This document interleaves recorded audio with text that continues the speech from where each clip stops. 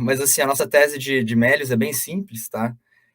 O que a gente enxerga na empresa, tá? A gente enxerga uma empresa que vale próximo de 5 bilhões, né? Então, que é negociada hoje a próximo de 5 bilhões, que na nossa visão é um valor relativamente baixo em termos absolutos. E a razão disso é porque ela está exposta a dois mercados super relevantes, né? Então, o primeiro mercado é o negócio dela de cashback, e aí é super simples, tá? Basicamente, os sellers, então, a Via Varejo, que quer vender os seus produtos via plataforma da Melius, ela dá um fee para a Melius e a Melius repassa uma parte desse fee via cashback para os seus clientes, tá? Então, esse negócio está exposto ao e-commerce, né? Um mercado aí próximo de 160 bi, que arrisco dizer que é um dos mercados que mais cresce aqui no Brasil, tá? Aqui acho que a gente não tem, nesse negócio, acho que a gente não tem nem nada a falar muito diferente do que o pessoal que já veio aqui nos Stock Pickers para falar sobre e-commerce. Acho que o que a gente acrescentaria aqui é que você consegue estar exposto a esse mercado, na nossa visão, de uma forma menos competitiva, né? Então, ela é uma empresa que, na verdade, não compete com Shopee, Magazine Luiza e os demais players. Na verdade, a gente enxerga ela muito mais como um parceiro. E segundo, ela se beneficia de um contexto atual, né? Que como ela é uma fonte de tráfego bastante eficiente e barata para esses sellers, né? Para esses marketplaces, ela acaba competindo com Google, Facebook, enfim, outros canais de tráfego para essas empresas. E esses canais de tráfego têm ficado cada vez mais caros, né? Então, em termos relativos, ela tem se tornado uma proposta de valor, acho, cada vez mais valiosa para os seus clientes, tá? E aí, olhando o cliente do lado do seller. E aí, a segunda frente, que é onde a gente enxerga mais valor, né, a parte de serviços financeiros, né? E é que a gente traz, acho que, um contexto super rápido, né, de como está o sistema financeiro hoje no Brasil. E o primeiro ponto é que a gente arrisca dizer que é possivelmente o maior profit pool do Brasil, né? Então, provavelmente é um dos setores que mais geram lucros hoje aqui dentro do Brasil. Quando a gente olha alguns dados do Banco Central, né, a gente enxerga aí números na ordem de 120, 160 bilhões de reais sendo gerados de lucro ao ano, né? E é um mercado que, quando a gente olha em lucro, é quase do tamanho da receita do e-commerce hoje no Brasil. Então, de fato, é muito relevante, né? E, historicamente, esse lucro ele ficou na mão de poucos, né? Então, o setor no Brasil, o setor financeiro, é muito oligopolizado, tem relevantes barreiras de entrada, então era difícil você tentar se apoderar de parte desse lucro. E quando a gente pega os últimos 5 anos para cá, né, a gente vê que, para não dizer todas, mas a grande parte dessas barreiras elas foram rompidas ou estão bem mais fracas, né? E aí são três barreiras aqui que a gente olha com bastante atenção.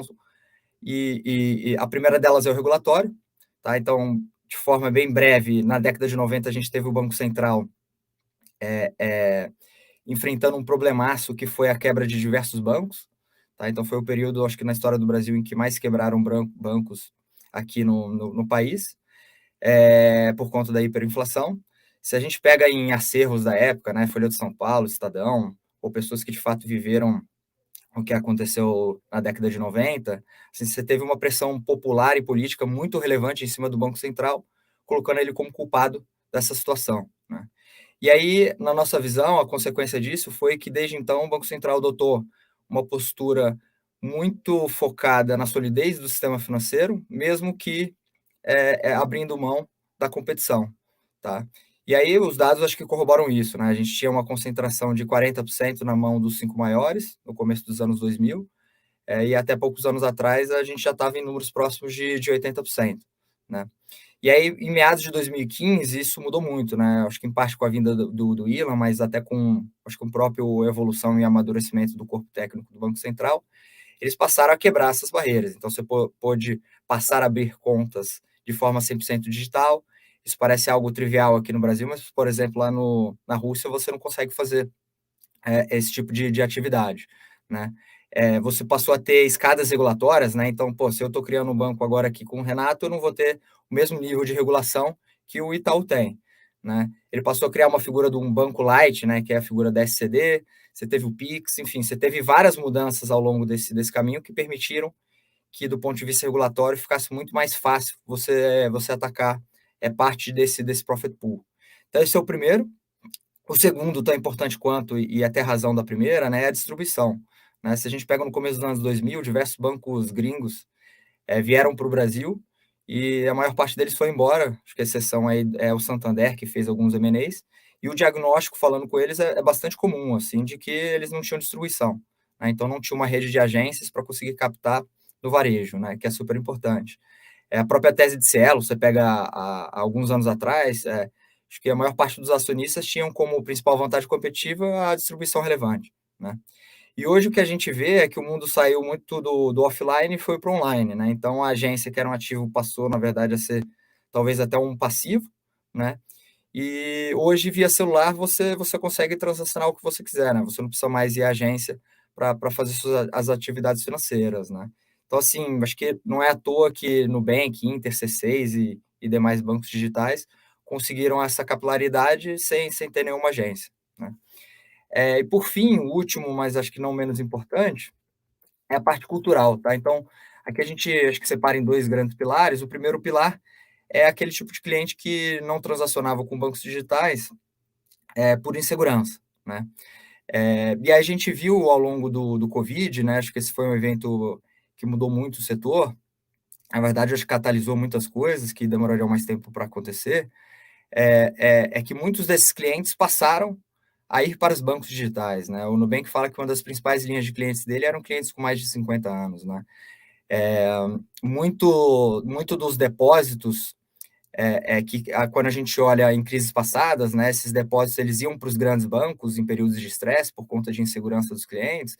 A gente viu que aconteceu o contrário aqui. Na verdade, os bancos digitais aumentaram muito seu nível de depósito ao longo da crise, né? E o segundo, então o primeiro é isso, acho que o cliente foi forçadamente a romper essa barreira de ter medo ou insegurança de transacionar no banco digital. E o segundo é que esse é bem difícil de provar, né? Mas assim, eu arrisco dizer que um dos setores mais em que a população está mais infeliz é o setor financeiro, né? A gente tem algumas pesquisas nos Estados Unidos que perguntam, pô, qual empresa você mais odeia? E, geralmente são sempre empresas do setor financeiro.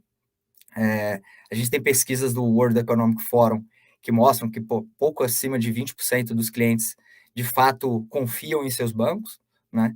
E aí aqui no Brasil a gente tem uma evidência mais anedótica, né, de que quando o Banco Central tentou acabar com o D+30, isso ia ter um impacto super relevante no Nubank. D+30 é antecipação de recebíveis, né, João? Isso, exatamente isso, exatamente isso.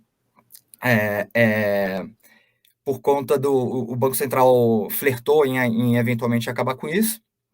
E o que aconteceu é que o Nubank saiu nas mídias e falando que se isso acontecesse, ele iria quebrar, né?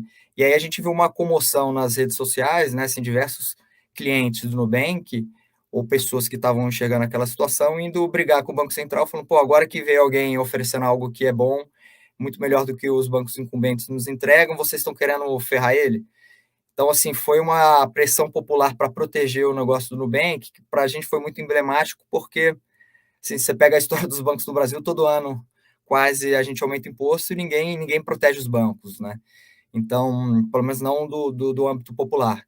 Então, para a gente, acho que corroborou de que essa questão cultural também é muito a favor de quebrar parte dessas barreiras, né?